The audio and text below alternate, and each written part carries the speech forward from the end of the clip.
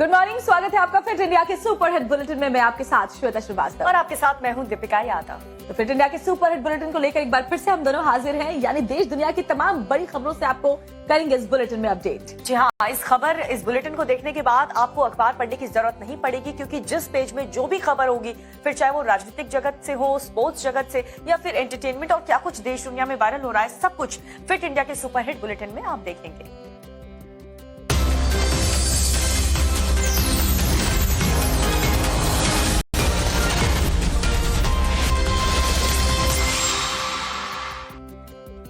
वैसे सुबह सुबह एक्सरसाइज करने का अपना ही फायदा है, और अगर एक्सरसाइज नहीं कर सकते तो योग तो जरूर कर ही लेना चाहिए। और उम्मीद यही करते हैं कि आप भी उठें और योग करें। और योग में भी सबसे बेस्ट होता है सूर्य नमस्कार। सूर्य नमस्कार, क्योंकि उगते हुए सूर्य के साथ अब जब सूर्य नमस्कार आप करते हैं तो एक अलग तरह की ऊर्जा को महसूस करते हैं।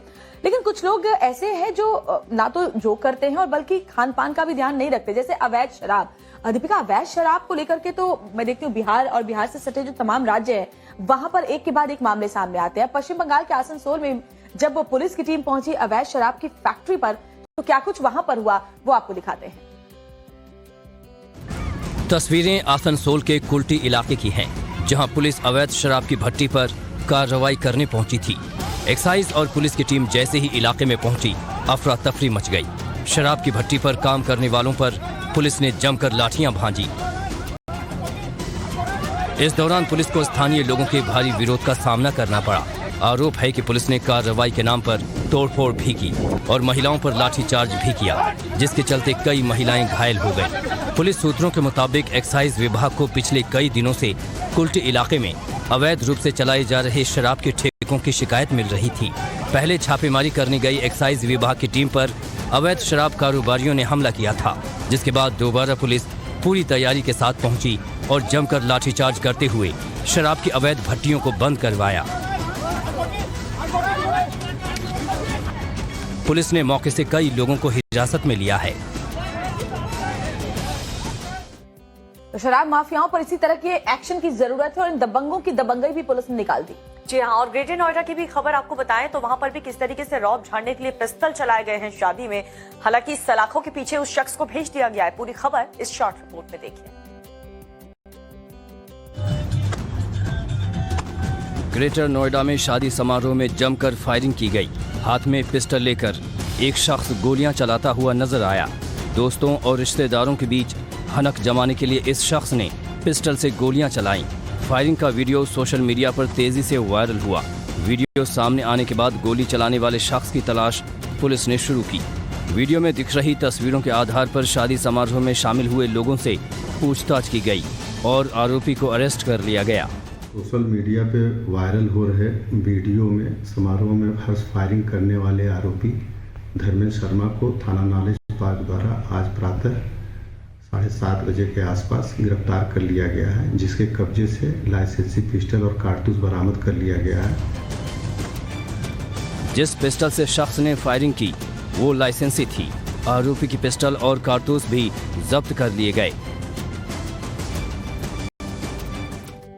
और इस शादी के फंक्शन में जैसे इस शख्स ने गोली मचाई तो चारों तरफ अफरा तफरी का माहौल तो होना ही था। और ऐसे में हमने कई बार देखा है श्वेता कि जब जब खुशी के मौके पर गोलियां चलती है तो वो गम का कारण जरूर बनती है। इसलिए हर्ष फायरिंग से बचने की बहुत ज्यादा जरूरत है। हालांकि अफरा तफरी तो कानपुर देहात में भी मच रही है दीपिका, जब दोपहर से लेकर रात तक एक पेंट की दुकान में आग लगने के बाद दमकल कर्मियों के भी उस आग को बुझाने में पसीने छूट गए। देखिए इस रिपोर्ट में। कानपुर देहात में एक दुकान में आग लग गई। देखते ही देखते आग पूरी दुकान में फैल गई। आग इतनी भीषण थी कि दूर से ही लपटें देखी जा सकती थी। आग लगने की सूचना दमकल और पुलिस को दी गई, लेकिन खतरा ये था कि आग कहीं आसपास के दुकानों तक न फैल जाए। स्थानीय लोगों ने खुद भी आग बुझाने की कोशिश की। दमकल की गाड़ियां भी मौके पर पहुंची और आग पर काबू पाने की कोशिशें शुरू हुई।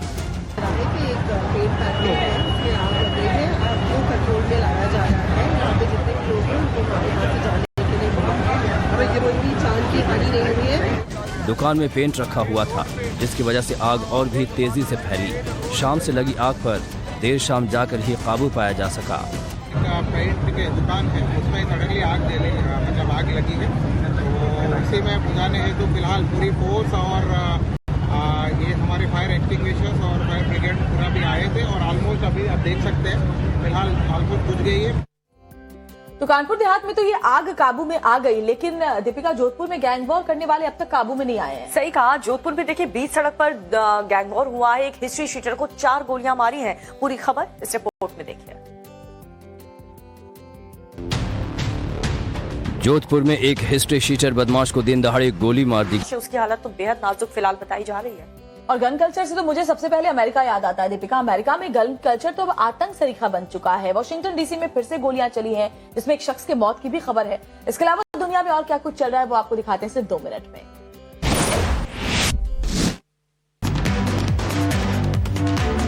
अमेरिका में फायरिंग कर लोगों की जान लेने का सिलसिला थम नहीं रहा। अब वॉशिंगटन में एक शख्स ने 3 लोगों पर गोलियां बरसा दी।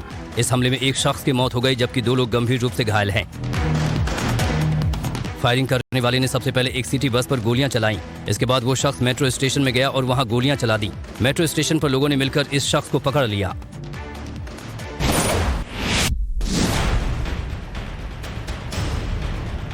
IMF ने कंगाल पाकिस्तान की मुसीबत और बढ़ा दी है। IMF ने पाकिस्तान को कर्ज देने के लिए बड़ी शर्त लगा दी है। सभी सरकारी योजनाओं का रिव्यू करने को कह दिया है। इसके अलावा विपक्षी नेता इमरान खान को मनाने का भी कंडीशन लगा दिया है। पाकिस्तान को आर्थिक संकट से पार पाने के लिए कर्ज की जरूरत है और इसके लिए IMF की शर्तों को पूरा करना होगा। इसका मतलब यह है कि आने वाले दिनों में जनता पर टैक्स का बोझ और बढ़ सकता है। रूस यूक्रेन युद्ध से सबक लेते हुए चीन ने अब ताइवान को लेकर प्लान बी पर काम करना शुरू कर दिया है। एक रिपोर्ट के मुताबिक चीन ने ताइवान पर डायरेक्ट हमला करने का इरादा छोड़ दिया है, जिससे अमेरिका, जापान या क्वाड देशों को दखल देने का मौका न मिले। बताया जा रहा है कि चीन ने ताइवान की नाकेबंदी करने की योजना बनाई है।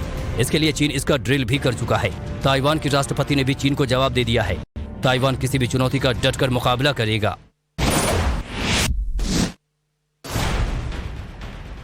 रूस ने पाकिस्तान को तेल का लालच दिखाकर अमेरिका का डर जता दिया है। रूस ने आरोप लगाया कि अमेरिका ने जिस तरह से भारत, चीन और तुर्की जैसे देशों को उसके साथ कारोबार करने के लिए धमकाया है, उसी तरह वो पाकिस्तान को भी धमका सकता है। पाकिस्तान आए रूस के विदेश मंत्री सरगेई लावरोव ने ये बयान पाकिस्तानी विदेश मंत्री बिलावल भुट्टो के साथ जॉइंट प्रेस कॉन्फ्रेंस में दिया, जिसमें उन्होंने अमेरिका पर जमकर भड़ास निकाली। चीन के राष्ट्रपति शी जिनपिंग ने कोरोना वायरस की रोकथाम के लिए देश में जीरो कोविड पॉलिसी को लागू किया था। इसको लागू करने के बाद ऐसा लग रहा था कि चीन कोरोना पर लगाम लगाने में सफल हो गया है, लेकिन ये पॉलिसी कितनी सफल हुई, इसकी रियलिटी अब सामने आई है। बता दें कि चीन में लूनर न्यू ईयर खत्म हो रहा है, सामान्य जिंदगी फिर से शुरू हो रही है। ऐसे में कोविड उन जगहों पर भी फैल सकता है जहां ये अब तक नहीं पहुंचा था। और इस बीच एक बड़ी खबर आपको बता दें, घाटी में देखिए लगातार आतंकियों का सफाया किया जा रहा है और इसी कड़ी में राजौरी पुलिस ने किस तरीके से बड़ा एक्शन लिया है, आतंकी मॉड्यूल का भंडाफोड़ किया। एक सरकारी टीचर समेत लश्कर के 3 ऐसे आतंकवादी जिन्हें गिरफ्तार कर लिया गया है। आतंकियों के पास से आईडी भी बरामद कर ली गई। घाटी में आतंकियों के खिलाफ ये एक्शन लगातार जारी है और ये खबर आपको बता रहे हैं, बड़ी सफलता राजौरी पुलिस के हाथ लगी, जहां पर आतंकी मॉड्यूल का भंडाफोड़ हुआ। और इस पूरी आतंकी गतिविधि के पीछे पाकिस्तान का हाथ होने की बात सामने आ रही है। और सबसे बड़ी बात है दीपिका कि जब भी कश्मीर में ऐसी कोई भी आतंकी गतिविधि होती है, उसका सीधा सीधा जो कनेक्शन है वो पाकिस्तान से जुड़ता हुआ नजर आता है। और अब तो पाकिस्तान ने भी ये मान लिया है, पाकिस्तान ने तो संसद में कबूल किया है कि पाकिस्तान आतंक की फैक्ट्री है, पाकिस्तान आतंकवाद को पालता पोसता रहा है। आपको पूरी खबर इस रिपोर्ट में दिखा देते हैं। पेशावर धमाके में 97 पुलिसकर्मियों समेत 101 लोगों की मौत के बाद पाकिस्तान अब आतंक पर घड़ियाली आंसू बहा रहा है, ठीक वैसे ही जैसे 2014 में स्कूल में हुए आतंकी हमले के बाद बहाए थे। ये इज्तमाई गलती, कौमी गलती ये हुई हैं, ये लैप्सेस हुई हैं। कोई जरूरत नहीं थी मुजाहिदीन तैयार करने की। पाकिस्तान अब अपनी संसद से कबूल कर रहा है कि उसके आतंकी पूरी दुनिया के लिए खतरा हैं।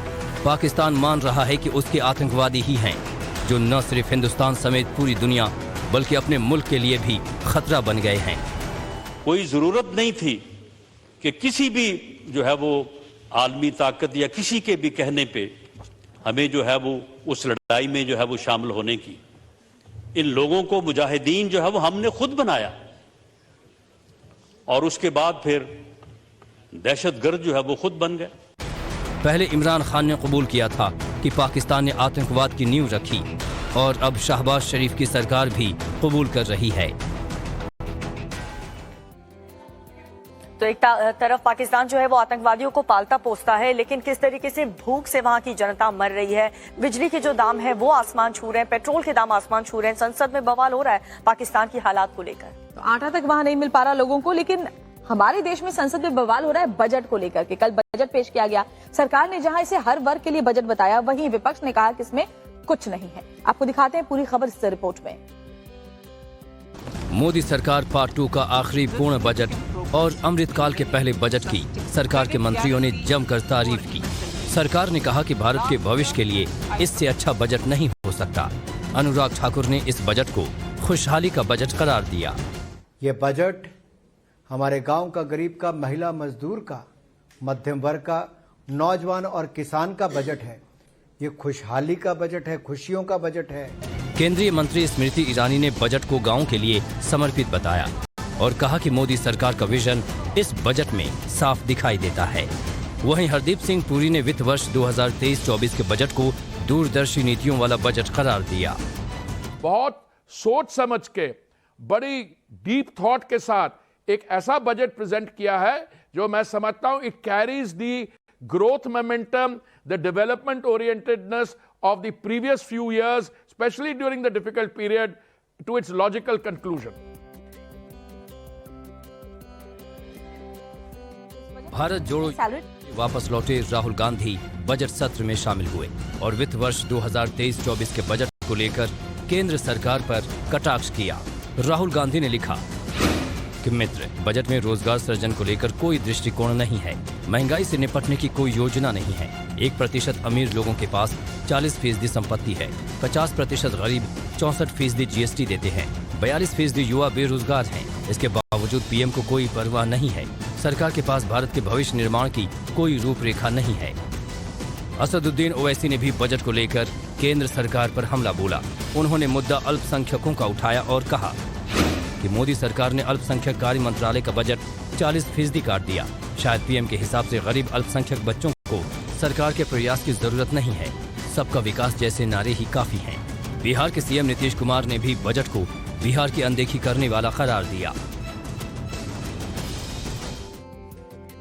तो ये हर साल होता है कि जब भी बजट पेश होता है उसके बाद विपक्ष उस पर सवाल उठाता है और कहता है कि किसी वर्ग के लिए इसमें कुछ नहीं है। लेकिन किस वर्ग के लिए क्या इस बजट में निकला है, 2 मिनट में आप पूरी डिटेल जान लीजिए।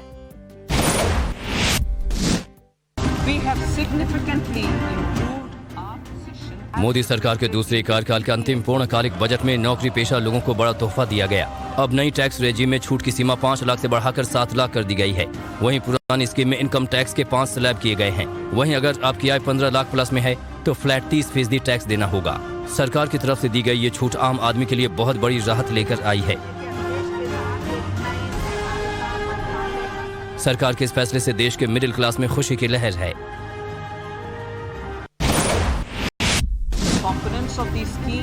बजट पेश करते हुए वित्त मंत्री निर्मला सीतारमण ने सीनियर सिटीजन्स और महिलाओं को भी गुड न्यूज दी। वरिष्ठ नागरिक खाता स्कीम की सीमा 4.5 लाख से 9 लाख की जाएगी। वहीं महिला सम्मान बचत पत्र योजना शुरू होगी। इसमें महिलाओं को 2 लाख की बचत पर 7.5% का ब्याज मिलेगा। अमृतकाल में महिलाओं के लिए नई बचत योजना का ऐलान किया गया है। वित्त मंत्री निर्मला सीतारमण ने कहा कि 2 साल के लिए इस योजना का लाभ उठाया जा सकता है। मोदी सरकार के इस बजट में क्या क्या सस्ता हुआ और किस सामानों की कीमत बढ़ी, अब ये जान लेते हैं। मोबाइल और कैमरे का लेंस सस्ता हो गया है। इलेक्ट्रिक व्हीकल सस्ता करने का ऐलान किया गया है। ऑटोमोबाइल, साइकिल और खिलौने सस्ते हो गए हैं।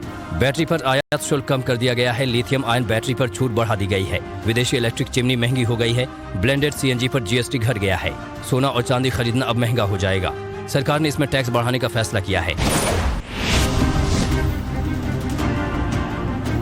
देश के रक्षा क्षेत्र को और मजबूत करने के लिए बजट में 6 लाख करोड़ से अधिक फंड आवंटित किए गए हैं। बॉर्डर पर इंफ्रास्ट्रक्चर बढ़ाने के लिए 5,000 करोड़ रुपए का ऐलान किया गया है। वहीं 1 करोड़ किसानों से सरकार नेचुरल फार्मिंग कराएगी। गन्ना किसानों को 10,000 करोड़ की मदद का ऐलान किया गया है। लघु उद्योगों को बढ़ावा देने के लिए 9,000 करोड़ खर्च होंगे। 47 लाख युवाओं के लिए 3 साल का स्टाइपेंड की सौगात दी गई है। मैं आह्वान करता हूं, आइए अब नया बजट आपके सामने है। नए संकल्पों को लेकर के चल पड़े। 2047 में समृद्ध भारत, समर्थ भारत, हर प्रकार से संपन्न भारत हम बना के रहेंगे। आइए इस यात्रा को हम आगे बढ़ाएं।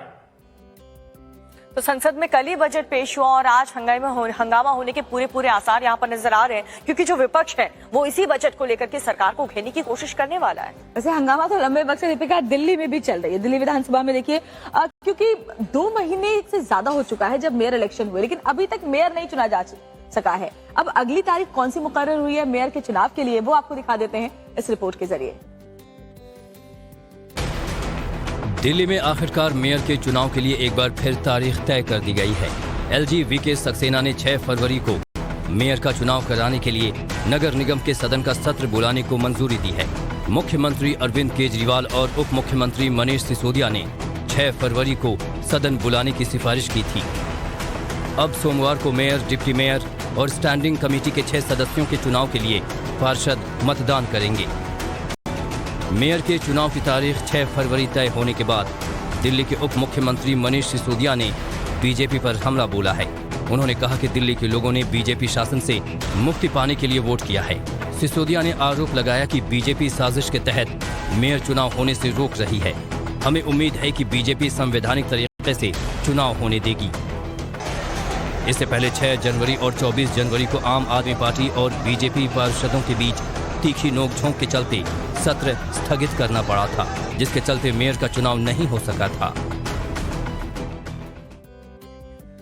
तो विवादित बीबीसी की डॉक्यूमेंट्री के बाद अब बीबीसी को ही देश में बैन करने की मांग दीपिका हो रही है, और इधर एक याचिका सुप्रीम कोर्ट में इस पर से बैन हटाने को लेकर के भी डाली गई है। बिल्कुल, इस विवादित डॉक्यूमेंट्रीज को लेकर के ज्यादातर बवाल जो है वो यूनिवर्सिटीज में मचा हुआ है। अब आप देखिए हैदराबाद में क्या हुआ, किसने ये डॉक्यूमेंट्री दिखाई, उसके बाद वहां पर क्या हालात हुए, इस रिपोर्ट में। हैदराबाद में बीबीसी की विवादित डॉक्यूमेंट्री को लेकर जमकर हंगामा देखने को मिला। दरअसल उस्मानिया यूनिवर्सिटी कैंपस में भारत राष्ट्र समिति के छात्रों की तरफ से इस विवादित डॉक्यूमेंट्री को दिखाया जा रहा था। पुलिस मौके पर पहुंची और स्क्रीनिंग को रुकवा दिया गया। डॉक्यूमेंट्री की स्क्रीनिंग पर रोक के चलते छात्रों ने जमकर हंगामा किया। इस दौरान छात्रों ने नारेबाजी भी की, जिसके बाद पुलिस ने कई छात्रों को हिरासत में ले लिया। प्रधानमंत्री नरेंद्र मोदी के खिलाफ बीबीसी की विवादास्पद डॉक्यूमेंट्री को विदेश मंत्रालय की ओर से यूट्यूब और ट्विटर पर ब्लॉक किया जा चुका है। बीबीसी पर प्रसारित गुजरात दंगों से संबंधित documentary India the Modi question शुरू से ही विवादों में रही है। खुद British PM Rishi Sunak Britain की संसद में इसको लेकर विरोध जता चुके हैं। चौतरफा विरोध के बाद अब इसे भारत में यूट्यूब और ट्विटर पर भी ब्लॉक कर दिया गया है। तो दिल्ली में मेयर चुनाव को लेकर के संग्राम छिड़ा हुआ है। यहाँ पर देश में विवादित डॉक्यूमेंट्रीज को लेकर के यहाँ पर बवाल हो रहा है, और दूसरी तरफ पूरी तरफ देश में बात करें तो श्वेता, ऐसा लग रहा है बवाल ही बवाल हो रहा है। सुबह सुबह बस बवाल की बात है। जी हाँ, क्योंकि देखिए मध्य प्रदेश के सिवनी में भी धर्म परिवर्तन को लेकर बवाल हुआ। इसके अलावा पेपर लीक मामले में गहलोत सरकार पर सवाल बीजेपी भी लगातार खड़े कर रही है। और क्या कुछ देश में हुआ है बवाल के अलावा, वो आपको दिखा देते हैं सिर्फ 2 मिनट में। आज प्रयागराज में बागेश्वर धाम वाले बाबा का दरबार सजेगा। धीरेन्द्र कृष्ण शास्त्री मां शीतला कृपा महोत्सव में शामिल होंगे। बताया जा रहा है कि इस दौरान बागेश्वर धाम वाले बाबा दरबार लगाकर लोगों की फरियाद भी सुनेंगे। धीरेन्द्र शास्त्री प्रयागराज में संगम तट पर चल रहे माघ मेले में भी शामिल हो सकते हैं और गंगा स्नान भी कर सकते हैं। बागेश्वर धाम वाले बाबा के कार्यक्रम में भीड़ जुटने की उम्मीद है, जिसे देखते हुए प्रशासन ने भी बंदोबस्त किए हैं। जम्मू कश्मीर के गुलमर्ग में बड़ा एवलांच हुआ है, जिसमें 2 विदेशी स्कीयरों की मौत हो गई है। एवलांच गुलमर्ग के प्रसिद्ध स्की रिजॉर्ट में अफरवत की चोटी पर हुआ, जिसके बाद स्थानीय प्रशासन और पुलिस ने डिजास्टर एजेंसियों के साथ मिलकर बचाव अभियान चलाया। रेस्क्यू ऑपरेशन में 4 लोगों को सुरक्षित बाहर निकाल लिया गया है।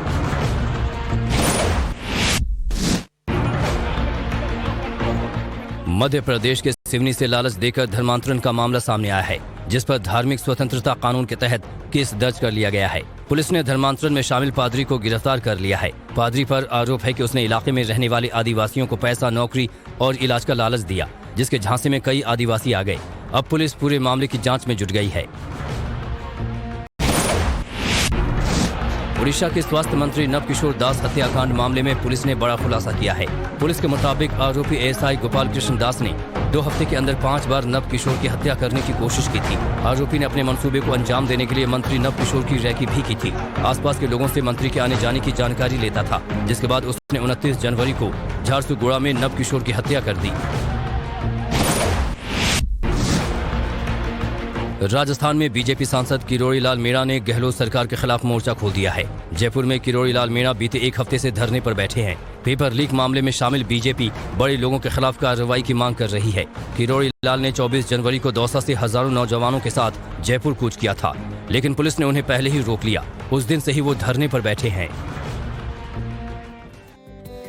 तो देख, बजट आया है तो लोगों के अपने अपने रिएक्शन सामने आए हैं और कुछ लोग इसे अच्छा बता रहे हैं तो कुछ लोग अभी इसको लेकर कंफ्यूज्ड हैं। लेकिन अगली खबर तुम क्या दिखाने जा रही हो? अगली खबर यही एसी से जुड़ी हुई है। देखिए, अलग अलग राज्य में अलग अलग रिएक्शन इस बजट को लेकर के मिल रहा है। किस राज्य में ये बजट की तारीफ हो रही है और कहां पर बवाल मचा हुआ है, देखिए इस रिपोर्ट।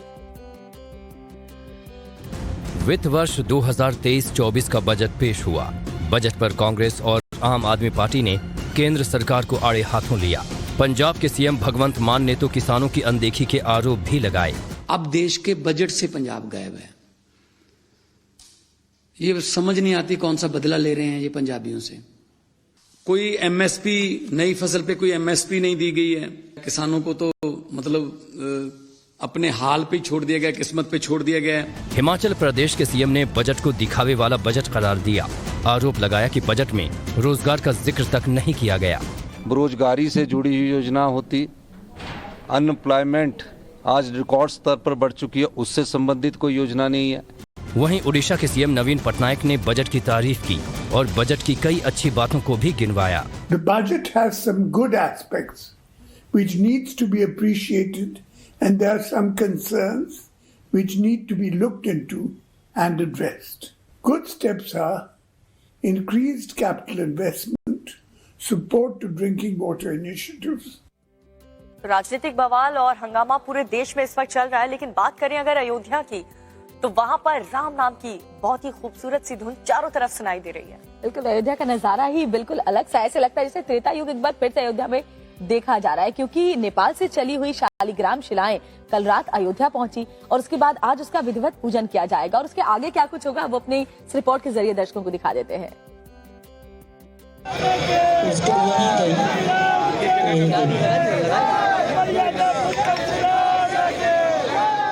भक्तों का इंतजार खत्म हुआ और नेपाल की गंडकी नदी से चली श्री राम शिलाएं अयोध्या के राम सेवक पुरम पहुंच गईं। जानकी धाम से चला शालिग्राम की दोनों शिलाएं जो है वो अयोध्या पहुंच चुकी हैं। यहाँ पर इन दोनों शिलाओं का जो है वो विधिवत पूजन किया जाएगा। शालिग्राम का स्पर्श करने के लिए देश के कोने कोने से लोग पहुंचे हैं। पानीपत से लोग शिलाओं का स्पर्श करने पहुंचे। ये बड़ा भावुक पल है, बहुत सारे लोग लगातार रास्तों में आ रहे थे देखने के लिए। हाँ जी, हम बहुत खुश हैं, आज अपने आप को बहुत सौभाग्यशाली समझ रहे हैं।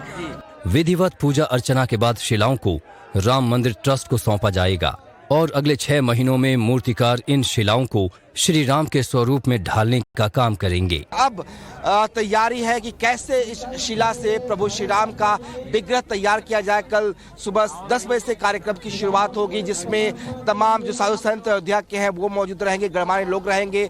चंपत राय जो ट्रस्ट के ट्रस्टी हैं वो भी यहाँ मौजूद रहेंगे। उनको हैंडओवर ये शिला की जाएगी और उसके बाद से आगे की जो प्रक्रिया है वो शुरू होगी।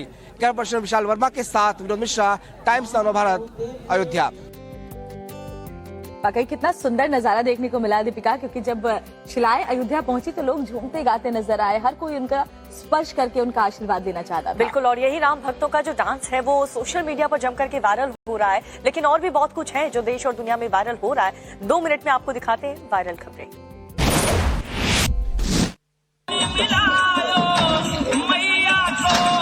इस बच्चे का डांस वीडियो देखकर सब कायल हो गए हैं, जिसे सोशल मीडिया पर खूब शेयर किया जा रहा है।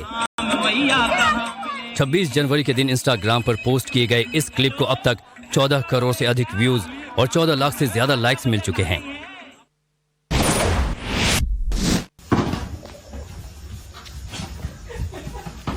सोशल मीडिया पर वायरल हुए इस वीडियो को देखकर लोगों को अपने हॉस्टल के दिन याद आ गए हैं। इस वीडियो में लड़कों का एक ग्रुप हॉस्टल में गजब का गेम खेल रहा है। सभी ने आंखों पर पट्टी बांधी है और सबके हाथों में एक तकिया है जिसमें वो एक दूसरे को कमरे के अंदर ढूंढ ढूंढ कर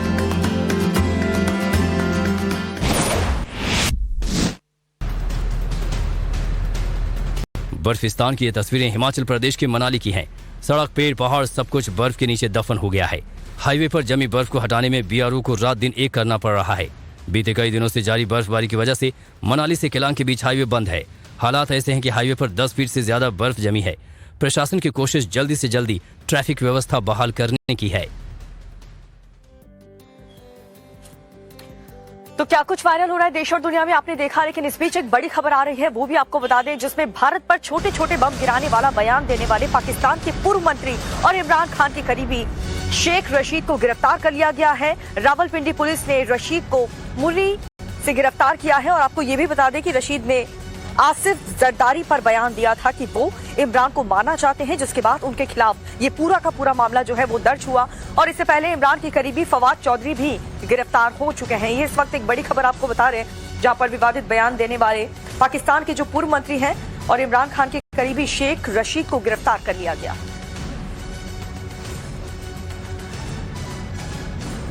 तो पाकिस्तान दरअसल जिस तरीके से आतंक को पालता पोसता रहा है, पाकिस्तान खुद उसका शिकार हो रहा है। इसलिए कहते हैं ना कि जब आप दूसरों के लिए गड्ढे खोदोगे तो उसमें खुद ही गिरोगे। और अब देखिए, आप नवाज शरीफ की बेटी ने भी कह दिया है कि पाकिस्तान में जो ये धमाका हुआ है जिसमें 100 से ज्यादा लोगों की मौत हो गई है, उसके पीछे आईएसआई के पूर्व अधिकारी का हाथ है। यानी कि अब पाकिस्तान भी ये मानने लगा है कि आईएसआई न सिर्फ भारत का बल्कि उनके खुद के देश का भी दुश्मन है।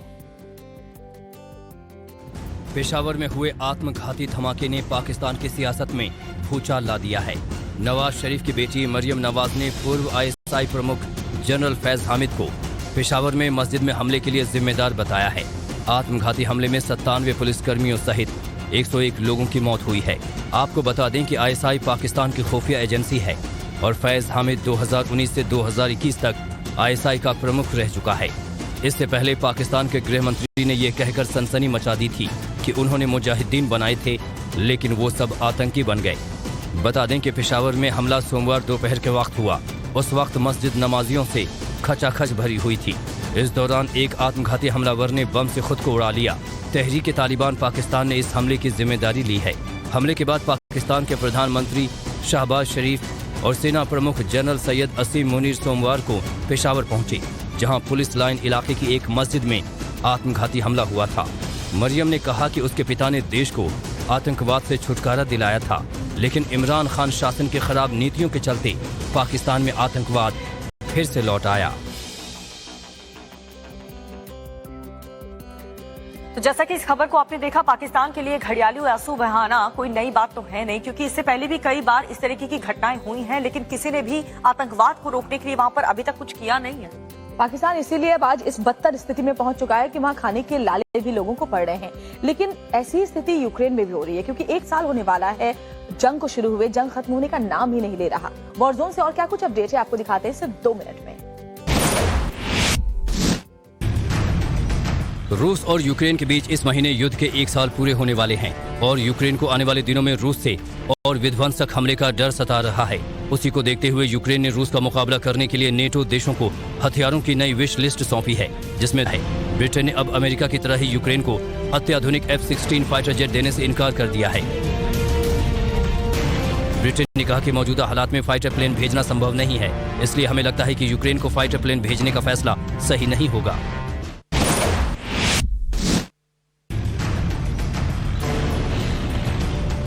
ब्रिटेन में युद्ध अभ्यास कर रहे यूक्रेनी सैनिकों का एक वीडियो सामने आया है, जिसमें यूक्रेनी सैनिक चिनूक हेलीकॉप्टर की लैंडिंग की प्रैक्टिस करते नजर आए। इसके अलावा सैनिकों को चैलेंजर 2 टैंक की ट्रेनिंग भी दी जाएगी। ब्रिटेन मार्च में यूक्रेन को चैलेंजर टैंक देगा। उससे पहले यूक्रेनी सैनिकों को ट्रेन किया जा रहा है।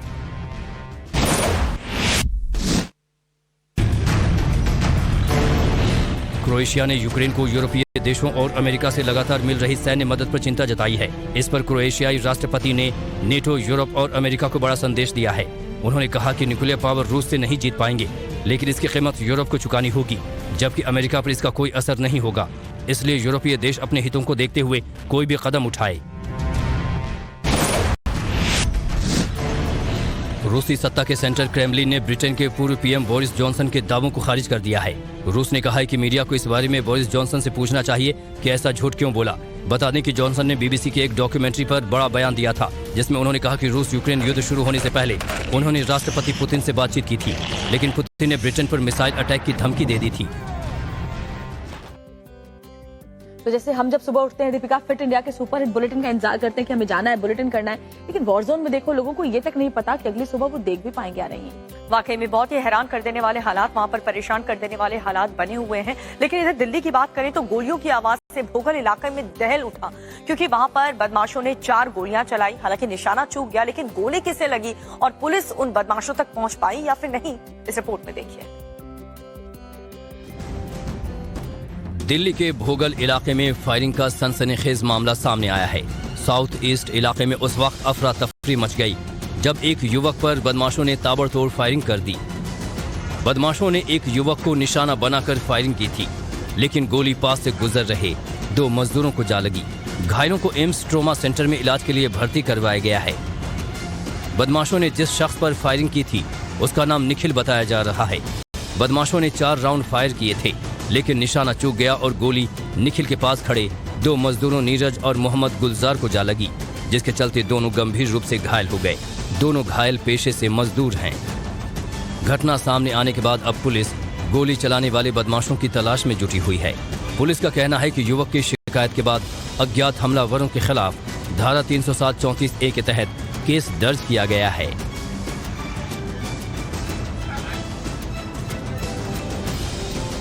और इस पीछे एक बड़ी खबर आपको बता दें, जम्मू कश्मीर के अनंतनाग से ये बड़ी खबर है, जहां पर अतिक्रमण को लेकर के एक बार फिर से बड़ा एक्शन लिया गया है। अनंतनाग में हुर्रियत नेता पर कार्रवाई हुई है। काजी यासिर के ठिकाने को ढहा दिया गया है। तो बड़ी खबर, कासिर के जो वाणिज्यिक परिसर है उसको तोड़ा गया है। यासिर के ऊपर ये एक्शन लिया गया है। अतिक्रमण अभियान के तहत ये एक्शन लिया गया है। ये बड़ी खबर जम्मू कश्मीर के अनंतनाग से आपको बता रहे हैं, जहां पर हुर्रियत नेता पर यह कार्रवाई हुई है। अतिक्रमण अभियान के तहत दरअसल ये एक्शन लिया गया है। ज्यादा जानकारी के साथ मेरे सहयोगी भी जुड़ चुके हैं जो हमें पूरी इन्फॉर्मेशन देंगे। साहिल सोहेल हमारे साथ जुड़ चुके हैं। साहिल, जरा बताएं वहां पर क्या सिचुएशन है, अतिक्रमण को लेकर के ये पूरा एक्शन लिया गया।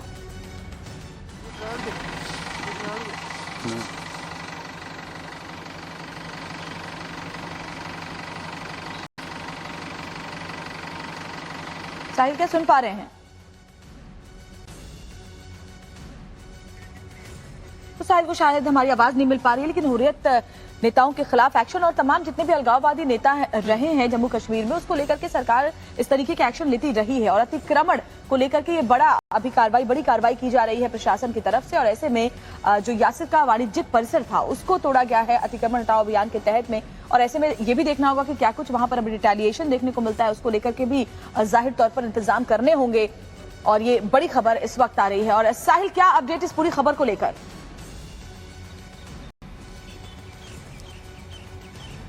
देखिए, जम्मू कश्मीर का खासतौर पर कश्मीर घाटी में जिस तरह से स्टेट लैंड इविक्शन ड्राइव है वो लगातार जारी है। और इस वक्त हम दक्षिण कश्मीर के अनंतनाग में तस्वीरों के जरिए आपको दिखाएंगे। तस्वीरों में देख सकते हैं ये फिलहाल ये प्रॉपर्टी जो है फिलहाल अटैच हो गई है। इससे नुकसान भी पहुंचा जो है, तोड़ा भी गया है एडमिनिस्ट्रेशन के द्वारा। अब इस बिल्डिंग को फिलहाल अटैच किया गया है और यहाँ पे रेवेन्यू डिपार्टमेंट से बताया जा रहा है कि फिलहाल ये बिल्डिंग म्युनिसिपल काउंसिल अनंतनाग के तहवील में रहेंगे, उनके पास रहेंगे और इससे पब्लिक यूज के लिए इस्तेमाल किया जाएगा एक प्रॉपर प्रोसीजर के जरिए। अब एडमिनिस्ट्रेशन लगातार कश्मीर घाटी के अंदर जम्मू कश्मीर में जो स्टेट लैंड है, ग्रेजिंग लैंड है, उस पर जिस तरह से अवैध तरीके से कब्जा हुआ था उस कब्जे को हटाने का काम कर रही है। उसमें हमने देखा कई नेताओं के खिलाफ आगे आप नजर बनाए रखिएगा। इस पूरी खबर पर जानकारी लगातार आपसे लेते रहेंगे। फिलहाल आपका शुक्रिया इस जानकारी के लिए। और चलिए आगे बढ़ते हुए आपको दिखाते हैं स्पोर्ट्स जगत में क्या कुछ हलचल है और किस तरह से हमारे जो यंगस्टर्स हैं वो बेहतरीन परफॉर्म कर रहे हैं। भारत और न्यूजीलैंड के बीच अहमदाबाद के मोदी स्टेडियम में खेले गए मुकाबले में टीम इंडिया ने शानदार जीत दर्ज की। इंडिया ने न्यूजीलैंड को 168 रन के बड़े अंतर से हराकर T20 क्रिकेट में इतिहास रच दिया। भारत के 234 रन के जवाब में न्यूजीलैंड की टीम सिर्फ 66 रन बनाकर ऑल आउट हो गई। न्यूजीलैंड के बॉलर और बैटर दोनों ही इस मैच में फ्लॉप रहे। इंडिया ने 3 मैचों की सीरीज पर 2-1 से कब्जा कर लिया। अहमदाबाद में खेले गए तीसरे T20 मुकाबले में इंडिया के सलामी बल्लेबाज शुभमन गिल ने शानदार शतक लगाया। उन्होंने 63 गेंद पर 126 रन की नाबाद पारी खेली इस पारी में शुभमन गिल ने 12 चौके और 7 गगनचुंबी छक्के लगाए। शुभमन गिल T20 क्रिकेट में इंडिया की तरफ से सबसे बड़ा स्कोर बनाने वाले बल्लेबाज भी बन गए। राहुल त्रिपाठी ने 20 रन पर 44 रन की पारी खेली, जबकि कप्तान पांड्या ने 17 गेंद पर 30 रन बनाए। अहमदाबाद T20 में जीत के लिए मिले 235 रन के लक्ष्य का पीछा करते हुए न्यूजीलैंड की पूरी टीम 66 रन ही बना सकी। भारत की तरफ से कप्तान हार्दिक पांड्या ने 4 ओवर में 16 रन देकर 4 विकेट चटकाए। अर्शदीप सिंह को 3 ओवर में 2 विकेट मिले, जबकि 2 विकेट उमरान मलिक ने अपने नाम किए। शिवम मावी ने भी 2 ओवर में 2 विकेट चटकाए। इस मैच में न्यूजीलैंड की तरफ से सबसे ज्यादा 35 रन डेरिल मिचेल ने बनाए।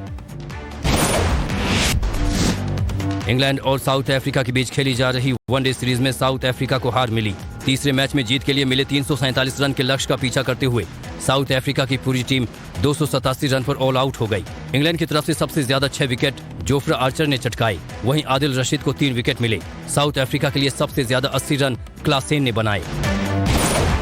अर्जेंटीना के सुपरस्टार खिलाड़ी लियोनेल मेसी ने जल्द फुटबॉल में रिटायर होने के संकेत दे दिए हैं।